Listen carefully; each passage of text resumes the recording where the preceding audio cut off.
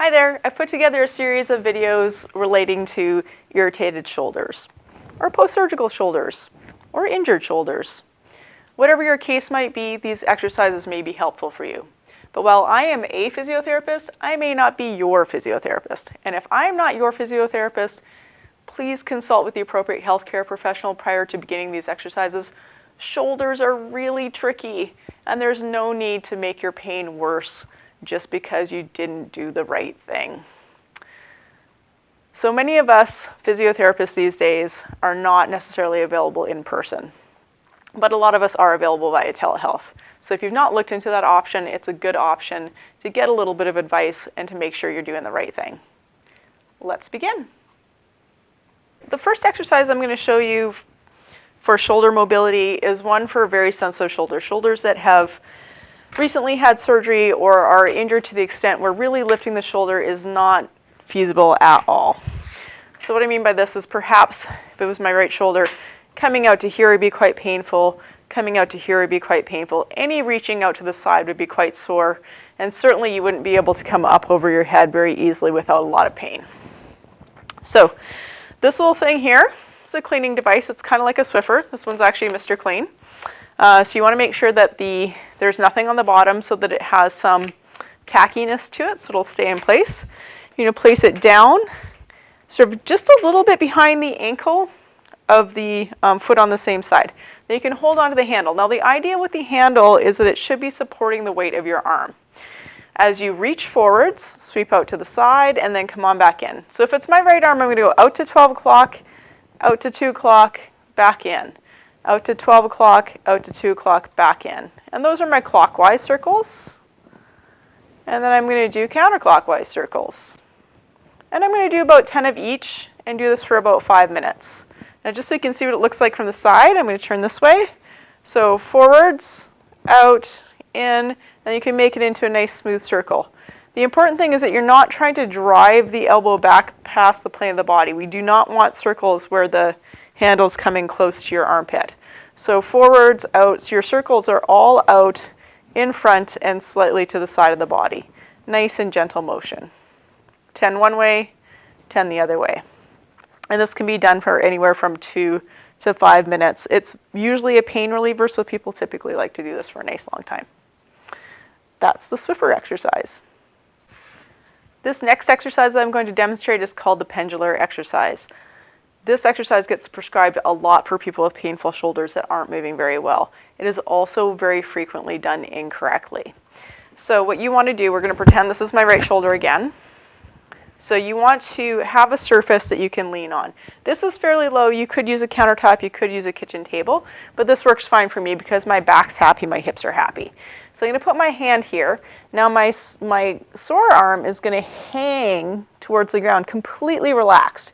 So it's called a pendular exercise because in theory, the arm is supposed to swing like a pendulum with minimal to no effort, just the weight of the arm. So I can go forwards and backwards. I can go side to side, and I can do circles. Now my circles, if I'm going to do them, are no bigger than a dinner plate and very relaxed shoulder. So about 10 one way and 10 the other way. Not unlike what you would do with the Swiffer exercise, just going back and forth. You could go 10 times forwards, 10 times across. What I don't want to see are big circles. This means your muscles are working too hard. They should be small, relaxed circles about the size of a dinner plate. That's the pendular exercise.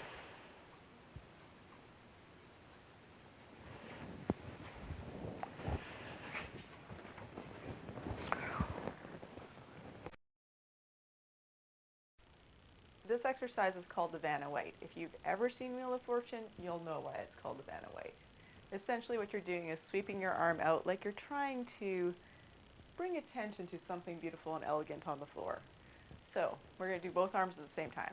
We're going to step forward, hands come out, sweep outwards, and the thumbs go backwards as you squeeze the shoulder blades together, and then release. Forwards, sweep out, and release. The hands never come higher than hip height. Super low load exercise, works on rotator cuff activation, and a little bit of external rotation range of motion. It's very appropriate for sensitive shoulders and can be done anywhere.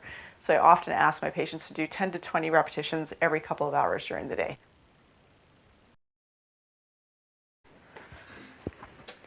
So this next exercise I'm going to show you is called a rollout. And rollouts are really great for regaining a little bit more range of motion than, let's say, the Swiffer exercise or the Pendulum exercise. They're still very appropriate exercises for early stages of recovery from a significant injury or from surgery. I don't have a rolling pin or a wine bottle or a water bottle, but they all would work perfectly well for this exercise. But I do have this little pink roller thing. So what you do is you're going to set yourself up either at a kitchen countertop or at a table, and you can take a seat. Now in this case, I'm going to show you my left shoulder just because it works better for this image. So hand goes onto the roller. Now, if I'm going to 12 o'clock, my body's going to be facing perfectly forwards, perpendicular to the bed here. So hands on the roller, I'm going to slide forwards. When I get to close to about 90 degrees at the shoulder, I'm going to want to make sure my thumb is at least up towards the ceiling, if not palm up. And I'm going to keep leaning my body in until I get a gentle stretch. And then I can come on back and slide back. Now, you don't necessarily need to have a roller for this exercise. I also do these as slide outs. But with the slide outs, you want to make sure that your surface is very slidey so that you're not having to work to get forwards and backwards. In this case, I'm sticking a little bit to the bed, so it's not a great choice.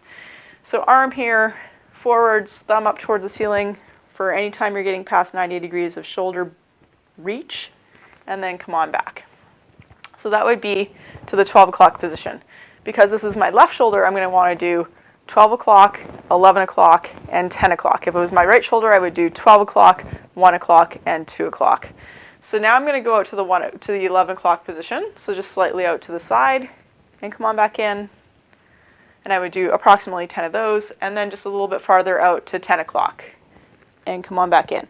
And you're really leaning your body in. The idea is you're getting the range of motion for your shoulder by leaning your body. What you don't want to do is force it straight out to the side. That's usually a little bit too challenging for people in the early stages of recovery. So rollouts, I typically prescribe 10 repetitions each direction 3 times a day.